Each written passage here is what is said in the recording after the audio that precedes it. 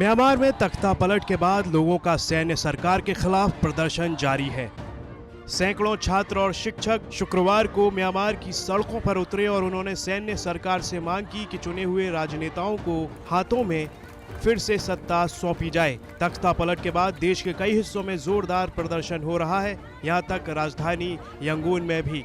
तख्ता पलट के बाद यंगून के 2 यूनिवर्सिटीज में हुई सबसे बड़ी रैलियों में प्रदर्शनकारी 3-3 उंगलियों को दर्शा रहे हैं, जो विरोध जताने के लिए द हंगर गेम्स नाम की फिल्म से प्रेरित था।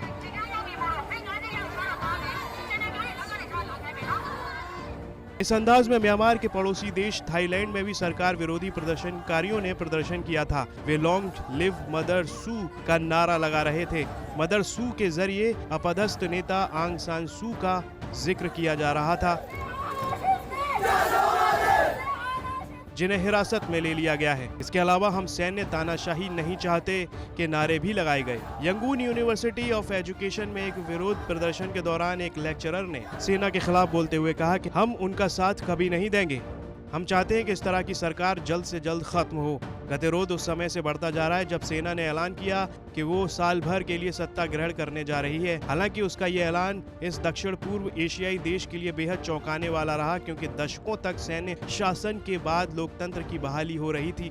प्रदर्शन के दौरान देश के सबसे बड़े शहर यंगून में विपक्ष लोगों ने अपनी खिड़कियों के बाहर गमले और बर्तन पीट विरोध जताया, क्योंकि लोग नहीं चाहते थे कि वे सरकार का निशाना बने।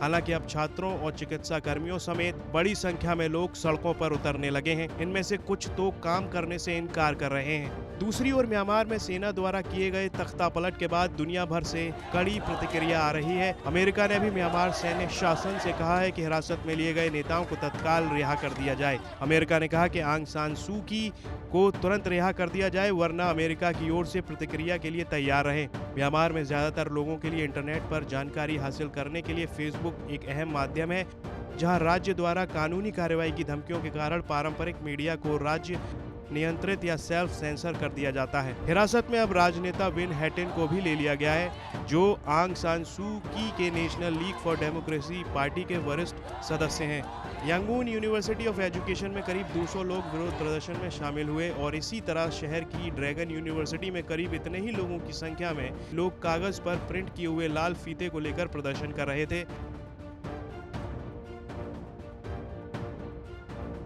ब्यूरो रिपोर्ट, भारत तक।